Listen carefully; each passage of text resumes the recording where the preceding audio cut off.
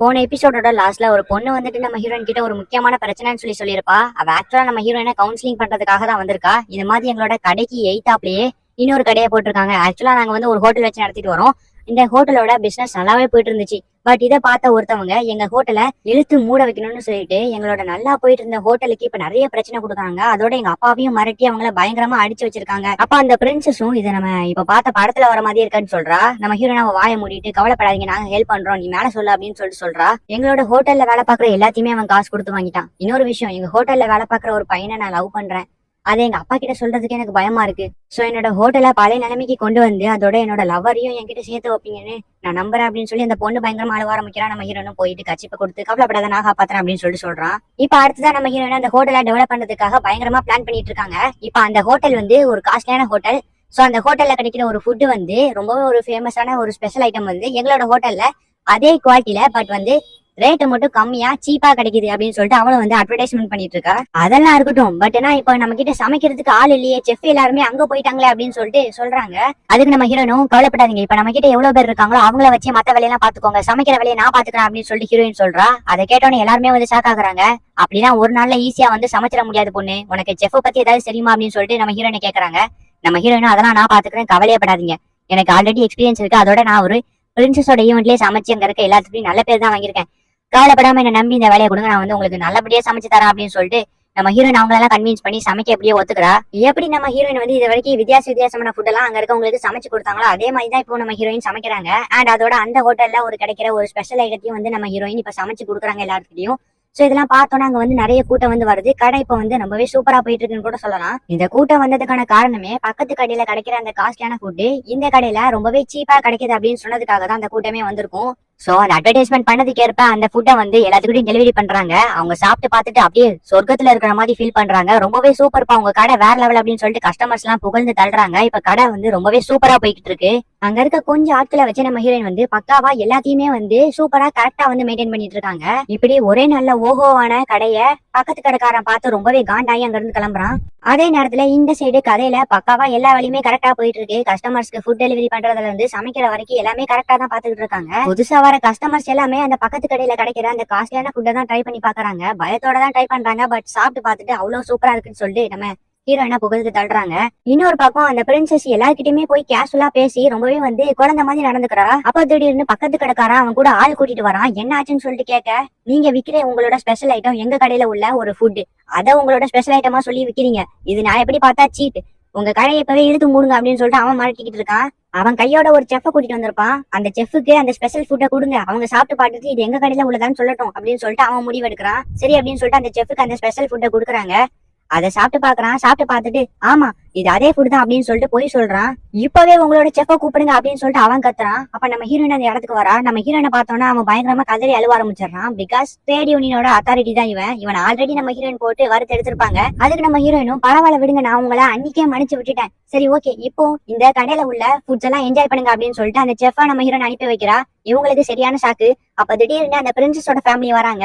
என்ன Nobel family அப்படின்னு shock ஆகுறதுக்குள்ளே இங்க அந்த கிங்கோட ஃபேமிலி வராங்க. இப்படி ரெண்டு நோபல் ஃபேமிலி ஒரே இடத்துல பார்த்தோன்னா அவன் பயங்கரமா ஷாக் ஆகி போறான். நம்ம ஹீரோயினும் இவன் தான் எய்தாப்ல கடையை போட்டு இந்த ஒரு நல்ல கடையை அழிக்க பார்த்தான், அதோட இழுத்து மூட வச்சான், இவன் அரெஸ்ட் பண்ணிட்டு போங்க அப்படின்னு சொன்னானே அவங்களும் அந்த கடைக்காரனை அரெஸ்ட் பண்ணிட்டு போறாங்க. நம்ம ஹீரோயினும் ஒரு வழியா அந்த கடையில உள்ள பிரச்சனை எல்லாத்தையும் ஒழிச்சு கட்டிட்டாங்க. இப்ப 3 பிரின்சஸும் நம்ம ஹீரோயின் கிட்ட வந்துட்டு வாங்க அப்படின்னு சொல்லிட்டு நம்ம ஹீரோயினை கூட்டிட்டு போய் என்ஜாய் பண்றாங்க. அப்ப நம்ம ஹீரோயினுக்கு இந்த வேலையை கொடுத்த பொண்ணு, அதாவது இந்த கடைக்காரனோட பொண்ணு, அவ பயங்கரமா டென்ஷன் ஆவா. நம்ம ஹீரோனும் அதான் ஆல்ரெடி எல்லா வேலையும் முடிச்சிட்டேன், இப்ப எதுக்கு டென்ஷன் ஆவற அப்படின்னு நம்ம ஹீரோயின் கேப்பா. நீ என்னோட லவ் மறந்துட்டியமா அப்படின்னு சொல்லிட்டு அவ சொல்றா. சரி அப்படின்னு சொல்லிட்டு நம்ம ஹீரோயின் அவங்க அப்பா கிட்ட இந்த மாதிரி உங்க பொண்ணு இந்த பையனை லவ் பண்றான், நீங்களும் சேர்த்து வைக்கலாம்ல அப்படின்னு சொல்லிட்டு கேப்பா. அதுக்கு அப்பாவும் நானும் இததான் யோசிச்சேன், அவன் என்னோட மருமகனா வரதுக்கு எனக்கு எந்த பிரச்சனையும் இல்ல அப்படின்னு சொல்லிட்டு அவரும் கேஷுவலா சொல்லிடுவாரு. ஆக்சுவலா அந்த பொண்ணோட அப்பாவுக்கு தன்னோட பொண்ணு அந்த பையனை கல்யாணம் பண்ணிக்கிறதுல எந்த பிரச்சனையும் இல்ல. அந்த பொண்ணுதான் அவங்க அப்பா கிட்ட சொல்றதுக்கு கொஞ்சம் பயந்துட்டு நம்ம ஹீரோயின் கிட்ட ஹெல்ப் கேட்டிருப்பா. எது எப்படியே நம்ம ஹீரோயின் கிட்டத்தட்ட எல்லா பிரச்சனையுமே சால்வ் பண்ணிட்டா. அண்ட் அங்க வந்திருக்க 2 நோபல் ஃபேமிலி கிட்டையும் நீங்க இந்த கடைக்கு வந்துட்டீங்க, சோ சாப்பிட்டு தான் போகணும் அப்படின்னு சொல்லிட்டு எல்லாத்தையுமே வந்து சாப்பாடு போடுறா. அந்த கடையுமே கிட்டத்தட்ட பழைய நிலைமைக்கு திரும்பிருச்சு. கூட்டெல்லாம் வந்து நிறைய வர ஆரம்பிச்சிருச்சு. அப்படியே நம்ம ஹீரோயினும் இப்ப அவங்களுக்கு கிடைச்ச கோல்டு காயினை வச்சுட்டு இன்னும் கொஞ்சம் கோல்டு காயின் சம்பாதிச்சா என்னோட வேலை எல்லாம் முடிஞ்சிடும் அப்படின்னு சொல்லிட்டு அவங்க இது வரைக்கும் பண்ண மிஷன்ஸ் எல்லாம் யோசிச்சு பார்த்துட்டு இருக்காங்க. அப்படியே கட் பண்ண இங்க நம்ம கலோட்டை கட்டுறாங்க. அவளுக்கு நம்ம ஹீரோயின் லெட்டர் போட்டிருப்பா. அந்த லெட்டர்ல நம்ம ஹீரோயின் கடை ஓபன் பண்ணிட்டதா சொல்லியிருப்பா. அதை பார்த்தோன்னு நம்ம கலவுட் ரொம்ப சந்தோஷமாகறா. பிகாஸ் நம்ம கலவுட்டுக்கு இருக்க ஒரே ஃப்ரெண்டு நம்ம ஹீரோயின் மட்டும்தான். அப்படியே கட் பண்ணா இந்த பக்கம் காபின்ஸ் எல்லாம் போயிட்டு இருக்கு. இந்த புது ஐடியா வருது. சரின்னு சொல்லிட்டு காட்டுக்கு போய் முயலை வேட்டையாடுறாங்க. அவங்க கூட மிலிட்டரி செக்யூரிட்டிஸ் எல்லாம் வச்சிருப்பாங்கல்ல, சோ அவங்க அந்த முயலை வந்து சமைக்கிறாங்க அண்ட் போட்டோவும் எடுக்கிறாங்க. சமைச்சு அங்க இருக்க அட்வென்ச்சரர் கிட்ட எல்லாம் அந்த முயலை வந்து குடுக்குறாங்க. அவங்க சாப்பிட்டுட்டு ரொம்ப சந்தோஷப்படுறாங்க. இந்த ஊர்ல இந்த முயல் கிடைக்கிறது என்னதான் சாதாரண விஷயமா இருந்தாலும் நம்ம ஹீரோயின் ஊர்ல இந்த மாதிரி முயல் எல்லாம் பார்க்கவே முடியாது. கட் பண்ணா இங்க நம்ம ஹீரோனோட கடைக்கு அந்த 2 அட்வென்ச்சரர் வந்துட்டு நாங்க 2 பொருளை வாங்கிக்கிறோம் அப்படின்னு சொல்லிட்டு ஒரு 2 பொருளை சொல்றாங்க. ஆனா அவங்களால 2 பொருளை வாங்குற அளவுக்கு காசு இல்ல. நம்ம ஹீரோயின் என்ன சொல்றாங்கன்னா, இப்ப நீங்க 2 பேரும் வந்து 2 பொருளை வாங்கணும்னு சொல்றீங்க, சோ அடுத்தது வரும்போது 5 பேரா வாங்க, 5 பேரா வாங்கிட்டு ஆளுக்கு ஒவ்வொரு பொருள் வாங்கிட்டு போங்க அப்படின்னு சொல்லிட்டு நம்ம ஹீரோயின் வந்து சொல்றாங்க. சோ அவங்களும் இது சூப்பர் ஐடியா அப்படின்னு சொல்லிட்டு போயிடுறாங்க. ஒரு பொருளை மட்டும் வாங்கிட்டு நம்ம ஹீரோயினும் இவங்களை எப்படியோ வந்து நம்ம கடையை அட்ராக்ட் பண்ண வச்சாச்சு, இனிமே இவங்க வந்து நிறைய பொருள் வாங்கிக்குவாங்க, அதோட நிறைய கோல் சம்பாதிப்பேன் அப்படின்னு சொல்லிட்டு நம்ம ஹீரோயின் சந்தோஷப்படுறாங்க. அப்படியே கட் பண்ணா இங்க அந்த நோபல் கிங் தான் கட்டுறாங்க. இன்னுமே அந்த கிங் நம்ம ஹீரோயினை பத்தி விசாரிச்சுட்டு தான் இருக்காங்க. சோ அவங்க எந்த அளவுக்கு கண்டுபிடிச்சிருக்காங்கன்னா, நம்ம ஹீரோயின் கலோட்டை காப்பாத்தி ஓனாயே கொன்னது வரைக்கும் கண்டுபிடிச்சிட்டாங்க. நம்ம கிங்குக்கு ஹீரோயின் மேல ஒரு சின்ன சந்தேகம் தான் இருக்கு. பிகாஸ் இது வந்து ஒரு ஏன்சியன்ட் கண்ட்ரி, இங்க வந்து உளவாளிகள் எல்லாம் நிறைய இருப்பாங்க. அதனால நம்ம ஹீரோயினி எங்க ஒரு உளவாளியா இருப்பாளோ அப்படின்னு சொல்லிட்டு யோசிக்கிறாங்க. பிகாஸ் இந்த கண்ட்ரிக்கு வந்து வார் வேற நெருங்கிட்டு இருக்கு. அதை பத்தி தான் வந்து அலர்ட்டா பேசிட்டு இருக்காங்க. ஏன்னா போன எபிசோட்லயே கோப்ளின்ஸ் வந்து இந்த கண்ட்ரிக்குள்ள வந்தது காட்டியிருப்பாங்க. சோ அதனால நம்ம வந்து ஜாக்கிரதையா இருக்கணும் அப்படின்னு சொல்லிட்டு கிங் சொல்றதோட இந்த சீனை கட் பண்றாங்க. இங்க அட்வென்ச்சரஸ் தான் காட்டுறாங்க. அவங்க ஒரு மிஷன்ல இருக்காங்க. அப்போ ஒரு பொண்ணு வந்துட்டு நான் ஒன்னு பாத்திருக்கேன் அப்படின்னு சொல்லிட்டு எல்லாத்தையும் கூட்டிட்டு போறா. என்னன்னு பார்த்தா அங்க ஒரு வண்டிய நிறைய டேமேஜ் எல்லாம் விழுந்திருக்கு. யாரோ பயங்கரமா இந்த வண்டியை டேமேஜ் பண்ண மாதிரி தெரியுது. அப்படியே கட் பண்ண நம்ம ஹீரோனோட கடைக்கு அந்த பிரின்சஸ் வந்துட்டு கிங் உங்களை கூப்பிட்டாருன்னு சொல்லிட்டு நம்ம பிரின்சஸும் ஹீரோனை கூப்பிட்டு கிங்டம்கே போறா. நம்ம ஹீரோயின் பயங்கர ஷாக் ஆகுறா. பிகாஸ் அங்க வந்து ஒரு பரபரப்பான ஒரு கலவரம் மாதிரி போயிட்டு இருக்கு. அது வேற ஒண்ணும் இல்ல, அந்த கோப்ளின்ஸ் அவங்க நாட்டுக்குள்ள வந்திருக்கும்ல, சோ அத பத்தி தான் கிங் பேசுறதுக்காக கூப்பிட்டுருப்பாரு. இந்த மாதிரி கோப்ளின்ஸ் ஊருக்குள்ள வந்துருச்சு, எங்க கிட்ட இருக்க சோல்ஜர்ஸை வச்சு அவங்கள கொஞ்சம் பேரை தான் அட்டாக் பண்ண முடியும், ஆனா அவங்க நிறைய பேர் வந்துகிட்டே இருப்பாங்க அப்படின்னு சொல்லிட்டு கிங் சொல்றான். சோ அதனால நாங்க எங்க கண்ட்ரி வந்து அழிய போகுது, சோ அதனால நீ என்னோட பொண்ணையாவது எங்கேயாவது கூட்டிட்டு போய் காப்பாத்திரு அப்படின்னு சொல்லிட்டு நம்ம ஹீரோயின் கிட்ட ஹெல்ப் கேட்கறான் அந்த கிங். நம்ம ஹீரோயினும் கவலைப்படாதீங்க, என்னால முடிஞ்ச அளவுக்கு நான் இந்த கண்ட்ரியை பாதுகாக்கிறேன். அதாவது நம்ம ஹீரோயின் வந்து ஆல்ரெடி மிலிட்ரிஸ் கிட்ட வந்து செக்யூரிட்டிஸ் வந்து ஏற்பாடு பண்ணியிருப்பா. சோ அவங்க எல்லாம் இங்க கூட்டிட்டு வந்து இங்க கொஞ்சம் சோல்ஜர்ஸ் அதிகப்படுத்தினா அவங்களோட டெக்னாலஜி வச்சு அந்த கோப்ளின்ஸை ஈஸியா வேட்டையாடிடலாம். நம்ம ஹீரோயின் ஒரு ஐடியா கொடுக்குறா. பட் ஆனா கோப்ளின்ஸ் எல்லாம் சோல்ஜர்ஸை விட பவர்ஃபுல்லானது, இங்க இருக்க ஊர் மக்களையாவது அட்லீஸ்ட் காப்பாத்தணும் அப்படின்னு சொல்லிட்டு கிங் சொல்றான். நம்ம ஹீரோயினுக்கு இதை கேட்டோம் லைட்டா பயமா தான் இருக்கு. ஏன்னா அவங்க கோப்ளின்ஸ் எல்லாம் இதுக்கு முன்னாடி பார்த்ததே கிடையாது. சோ அவங்க கிட்ட இருக்க சோல்ஜர்ஸ் வச்சு என்னதான் வந்து சண்டை போட்டாலுமே நிறைய கோப்ளின்ஸ் இருக்கனால தோத்து போயிருவோமா நம்ம ஹீரோனுக்கு பயமா இருக்கு. அதுக்கப்புறம் நம்ம ஹீரோயின் அவங்களோட வெஸ்ட் எல்லாம் போட்டுட்டு அரண்மனைக்கு போவாங்க. அந்த அரண்மனையில எல்லா நோபல்ஸும் வந்து அங்கதான் இருப்பாங்க. எல்லாருமே நம்ம ஹீரோயினுக்கு வழி விடுறாங்க. சோ அந்த அளவுக்கு நம்ம ஹீரோயின் இப்போ ஒரு பெரிய ஆளாயிட்டாங்க. நம்ம ஹீரோயின் உள்ள வரும்போதே அந்த நோபல் ஃபேமிலியில இருக்க அண்ணங்காரன் நம்ம ஹீரோயின் கிட்ட வருவான். உடனே நம்ம ஹீரோயினும் அவங்க கத்துக்கிட்ட விட்டிய வச்சு எல்லாரும் முன்னாடி அடிச்சு போட்டுருவா. ஊருக்குள்ள வந்திருக்க கோப்ளின்ஸ் எல்லாம் அட்டாக் பண்ணி ஊர் மக்களை காப்பாத்துறது எப்படி அப்படிங்கிறதுக்கான ஒரு மீட்டிங்கை பத்தி தான் எல்லா நோபல்ஸும் டிசைட் பண்ணிட்டு இருப்பாங்க. என்னதான் இந்த மீட்டிங் நல்லா போயிட்டு இருந்தாலுமே நம்ம ஹீரோயினுக்கு இந்த மீட்டிங்ல ஏதோ ஒண்ணு தப்பா இருக்க மாதிரியே தெரியும். சோ எல்லாத்தையும் வாட்ச் பண்ணுவாங்க. அப்ப திடீர்னு அங்க ஒரு சோல்ஜர் வந்துட்டு டக்குன்னு அட்டாக் பண்ணுவான். பார்த்தா நம்ம ஹீரோயின் அவங்கள கண்ணை வச்சு ஷூட் பண்ணிடுவா. ஆனா நம்ம நோபல் ஃபேமிலியில இருக்க அண்ணன்காரனை யாரோ அட்டாக் பண்ணிருப்பாங்க.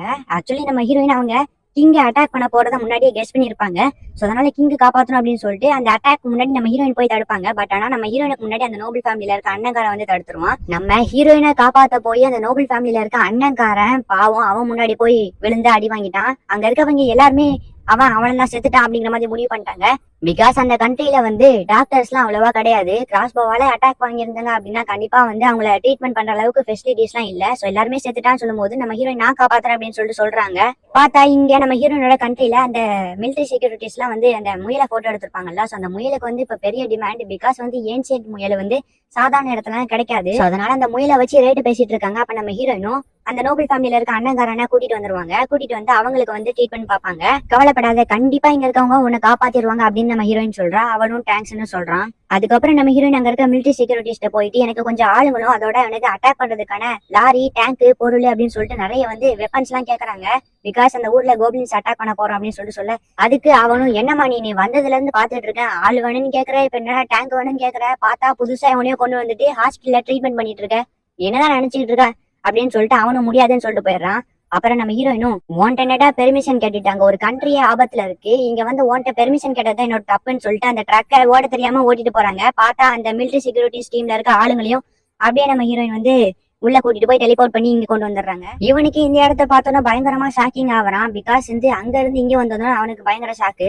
சரி ஓகே வந்துட்டீங்க, இங்க இருக்க கோப்ளின்ஸ் எல்லாம் பயங்கரமா வேட்டையாடுவோம் அப்படின்னு சொல்லிட்டு நம்ம ஹீரோயின் பைனாகுலர் வச்சு எங்க கோப்ளின்ஸ் பாக்குறாங்க. அப்ப தூரத்துல வந்து மழை பெஞ்சு பயங்கரமா வந்து அந்த டேம்ல இருக்க பாலெல்லாம் வந்து உடஞ்சி ஊர் மக்களோட வழி பிளாக் ஆயிருக்கு. இவங்களும் வந்து உள்ள போயிட்டு பார்த்தா ஊர் மக்கள் எல்லாம் ஒரு வண்டியில ஏத்தி ஊரை விட்டு தப்பிக்க வச்சிடலாம் அப்படின்னு சொல்லிட்டு ஒரு வழி ஒண்ணு இருக்கும். அந்த வழியா போலான்னு பார்த்தா அந்த வழிக்கு முன்னாடி ஒரு கல்லு வந்து விழுந்து அந்த ஊர் மக்களை போக விடாம தடுத்துக்கிட்டு இருக்கும். அந்த ஊர்ல இருக்க 2 பேரும் அந்த கல்லை தடுக்கலாம்னு முயற்சி பண்ணுவாங்க. பட் ஆனா கல்லு பெருசா இருக்கனால அவங்களால தடுக்க முடியாது. நம்ம ஹீரோயினும் அந்த செக்யூரிட்டிஸ் கிட்ட நான் வேணா உங்களுக்கு கோல்டு காயின் தரேன், எப்படியாவது இந்த கல்லை மட்டும் நவுட்டி விடுங்கன்னு சொன்னா அவங்களும் நவுட்டி விடுறாங்க.